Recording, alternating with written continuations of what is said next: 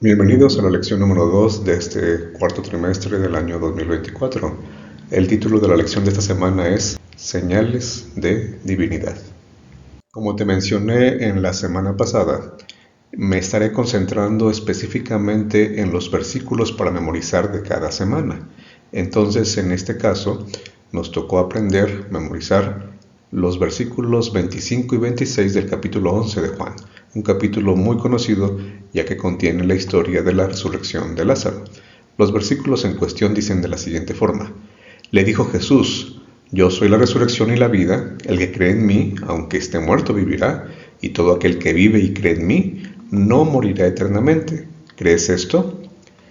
Este es un diálogo que se establece entre Jesús y Marta, una de las hermanas de Lázaro, y son palabras muy conocidas.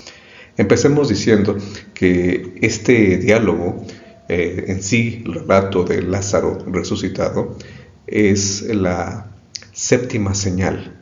Recuerdas que mencionábamos la semana pasada que la primera mitad del libro de Juan, del Evangelio de Juan, se puede estructurar en 7 señales. Se puede estructurar viendo que a lo largo de esos primeros 12 capítulos de Juan hay 7 señales, siendo la primera el milagro de las bodas en Caná de Galilea. Bueno, estamos llegando a la séptima señal, que es la resurrección de Lázaro. Sin embargo, al apóstol Juan le gusta mucho el número 7, así que no solamente usará el 7 para hablarnos de señales. También hay 7 frases en las que Jesús dice que es algo. ¿Recuerdas esas famosas frases que empiezan con yo soy? Yo soy el pan de vida, yo soy el camino, la verdad y la vida. Bueno, en este caso también hay 7 de esas frases en el Evangelio, y aquí, en el caso de yo soy la resurrección y la vida, estamos en el quinto yo soy.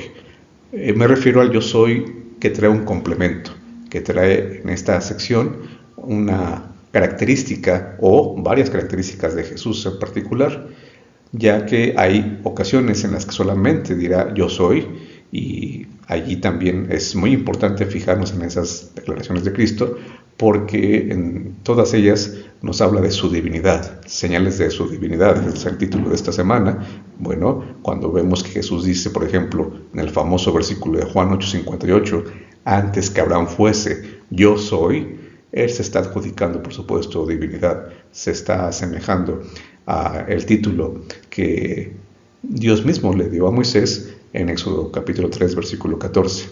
Avancemos. Siendo que el 7 le gusta mucho al apóstol Juan, encontraremos en el Evangelio 7 discursos, encontraremos que se habla de 7 testigos, no en un solo texto, sino a lo largo del libro. El verbo dar, en el relato de Jesús con la mujer samaritana, aparece 7 veces en ese relato. Cuando el hijo del oficial, también en el capítulo 4, un oficial del rey es sanado, sucede que este sanamiento, este milagro de Cristo se da a la hora séptima, lo especifica también el capítulo 4. En la sección del capítulo 6, cuando Jesús se presenta como el pan que descendió del cielo, esta sección tiene 7 veces el verbo descender. Allí se usa 7 veces el verbo descender.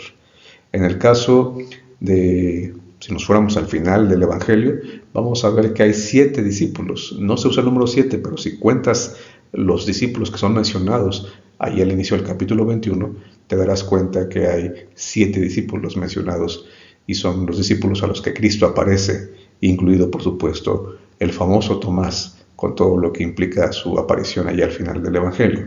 Bueno, el 7 es importantísimo, y por supuesto si nos vamos a Apocalipsis, que también fue escrito por Juan, tú sabes muy bien que el 7 también será parte muy importante y medular en la misma estructura del libro de Apocalipsis. Pero el versículo pues dice que Jesús es la resurrección. El término resurrección que Juan usa aquí, o que Cristo usa y que Juan registra, es un término que se usa especialmente en el libro de los Hechos. Allí es donde se menciona más este término de resurrección. Y es obvio porque se está presentando a un Jesús resucitado, a un Jesús victorioso. Pero el que Hechos lo use demasiado no significa que el uso que le dé Juan sea menos importante. Al contrario, Juan, al usar ese término de resurrección, lo usa 4 veces como sustantivo, 8 veces como verbo, y es un término, digamos, técnico para Juan, para referirse a ese momento glorioso en el que los justos serán resucitados. Jesús dice que también es la vida. Bueno, el término vida en Juan será también muy importante y a lo largo de toda la Biblia Juan lleva casi la delantera en el uso de la palabra vida. Solo el libro de Proverbios usa más esta palabra en toda la Biblia. Después de Proverbios viene Juan y siempre esta palabra en el Evangelio está ligada a Cristo. No puede existir la idea de vida en sus diferentes dimensiones o en sus diferentes categorizaciones. Está ligada, o prácticamente siempre está ligada, la vida, el concepto de vida, a Cristo. Tiene que ver con Cristo. Cristo es el que da la vida, Cristo es el que asegura la vida eterna. En el caso del verbo creer, porque dice que el que cree en mí, aunque esté muerto vivirá, bueno, el verbo creer, ya lo mencionábamos la semana pasada, es un verbo que usa muchísimo también el apóstol Juan. Es un verbo que se usa 98 veces en el Evangelio, y esto lo hace, en este caso sí, el libro en donde más se usa este verbo. En ningún otro libro de la Biblia se usa más el verbo creer que en Juan. Y así como vida va pegado al concepto de algo que hace Cristo respecto a la vida, bueno, el verbo creer en el Evangelio de Juan es como una especie de fórmula, vamos a plantearlo así. Cristo más creer en Él, la creencia en Él, ejercer la fe en Él, es igual a vida. Es una fórmula que no se puede en ningún momento separar del Evangelio. Por eso es que el verbo creer está constantemente en el Evangelio. Y repito, lo hace el libro de la Biblia que más utiliza este verbo tan importante. Y obviamente el matiz que le da el hecho de que está en tiempo presente es algo especial, ya que el presente normalmente es una acción continua, una acción que se está realizando como en una línea, se está llevando a cabo. Por lo tanto, cuando Jesús dice que el que cree en Él no se refiere a una acción esporádica o una acción única, se refiere más bien a un estilo de vida, se refiere a una acción repetida, una acción continua. Así que podríamos traducir: el que constantemente cree en mí, el que tiene esa creencia permanentemente en mí, entonces vendrán las consecuencias, los resultados que dice el resto del versículo. Pero para entender todavía mejor a qué se refería Cristo con esto, vamos a notar que realmente Juan no escribió el que cree en mí, que realmente Juan escribió hacia mí. No digo que tengamos que ponerlo así en la Biblia, digo que la idea detrás del griego que usó Juan nos habla más bien de un movimiento, de una dirección, de enfocar eso que llamamos creer en Cristo hacia una dirección en particular. No poner esa creencia en algo o en alguien, sino hacia alguien. En otras palabras, o de una manera metafórica, el creer en el Evangelio de Juan es como una mano que se estira, una mano que está intentando alcanzar otra mano. Y en este caso es la mano del ser humano, la mano de nosotros, que queremos alcanzar, tomarnos de la mano de Jesús. Creer hacia Él significa estirar esa mano y tomar la suya, y entonces en ese momento se hace esa unión, ese contacto que va a generar todo lo que implica la vida de la que habla el Evangelio. Entonces esta expresión hacia mí aparece 11 veces en el Evangelio. No son pocas. Él va a usar constantemente esa expresión, porque la idea es que tus ojos, tu fe, tu énfasis esté hacia Cristo, hacia Él. Juan usará así en otro momento la preposición en, pero aquí, cuando Jesús está hablando en particular de Él, allí la dirección es el énfasis está en la dirección, ¿ok? Es estirarnos, es alcanzar ese salvavidas que nos ofrece Cristo y entonces asirnos fuertemente de Él. Y una cosa que es muy importante recordar en este versículo es que tal vez la Biblia que la mayoría de nosotros usamos normalmente va a traducir esta sección del versículo: aunque esté muerto, vivirá. Pero si te fijas, tachado aquí esa expresión porque realmente el griego dice aunque muera. Y hay algunas traducciones ya, o algunas versiones de la Biblia en español, que ya no dice aunque esté muerto, sino aunque muera. Y es obvio que hay diferencia, porque no está diciendo que un muerto puede creer, como podría sonar en la versión que normalmente hemos aprendido de memoria, ¿no? Aunque esté muerto, vivirá. Pero si está muerto, ¿cómo va a vivir? Si está creyendo en este momento, es un presente, ¿cómo es que si está muerto va a vivir? Bueno, pareciera una contradicción a todas luces, ¿no? Pero aquí el punto es, aunque muera. Esa es la traducción correcta. Bueno, el versículo 26 empieza diciendo, el que vive y cree. Aquí Juan hace una inversión de los términos, ¿no? Él había dicho, el que cree en mí, aunque esté muerto, vivirá. Ahora empieza hablando de vivir. Bueno, y el que vive y cree, te das cuenta, invierte, hace una especie allí de paralelismo. Y es importante porque hace que la idea se amplíe y a la vez se comprenda mejor. Puede ser que sigamos vivos y entonces, como estamos vivos, creemos, habrá un resultado positivo.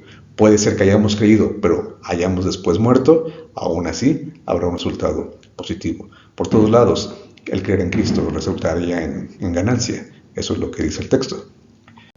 Y ahora sí, el apóstol dice, no morirá. Hablando de esta sección, hablando específicamente de aquel que vive y está creyendo, pues no morirá. ¿Cómo que no morirá? Sí, no morirá, obviamente, para siempre. Es lo que realmente dice el texto. No morirá para siempre. Aunque llegue a morir, no será una muerte para siempre, no será una muerte eterna. Y quiero que notes que esta expresión no morirá es la forma más enfática de negación que existe en el griego. Aquí el punto es que ni siquiera puede ocurrir eso. Las palabras de Jesús son tan en serio, son tan firmes, que Juan las registra de esa manera. No es que existe la posibilidad de que no muera, sino que definitivamente no va a ocurrir. Y esta expresión nuevamente, así como la expresión de hacia mí, decíamos hace un momento, es muy usada por Juan en las palabras de Jesús. Aquí también va a aparecer varias ocasiones esta negación, porque Juan dice, Jesús habla con tal seguridad, con tal firmeza, que él a menudo decía, ciertamente no pasará esto, no morirá o no ocurrirá esto. Ciertas declaraciones que solamente traerán un no, realmente en muchas ocasiones podría quedar un nunca. Es una negación muy enfática y Juan la usa 16 veces en el Evangelio y 16 veces en el Apocalipsis. O sea, definitivamente Juan entendió que las cosas iban en serio. Cuando Jesús promete algo, lo hace de una forma tan firme, tan segura, tan cierta, que cuando él niega que vaya a pasar algo, especialmente algo que no beneficiaría al cristiano, a su hijo, sino que más bien le afectaría o lo dañaría, él dice, eso no va a pasar, yo me encargo, mi palabra está de por medio. Es interesante saber que Tomás dijo en esa famosa frase, ¿no? Hasta que no toque, hasta que no vea las heridas, él quería tener toda la evidencia, ¿no? Para creer realmente en la resurrección de Cristo, él necesitaba ver y tocar. Bueno, él dijo de esa forma, yo no voy a creer, jamás voy a creer si no pasa esto.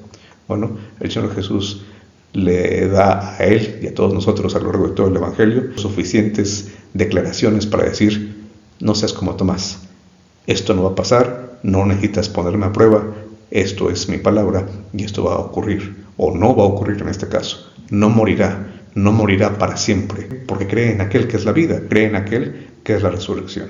Jesús le pregunta a Marta, ¿crees esto que te estoy diciendo? Bueno, la pregunta entonces es la misma para nosotros. Nosotros también creemos esto. ¿Le creemos a Jesús? ¿Qué más declaraciones puede hacer Él? Yo creo que nos ha dado suficientes evidencias para creer en aquel que es la vida, en aquel que es la resurrección.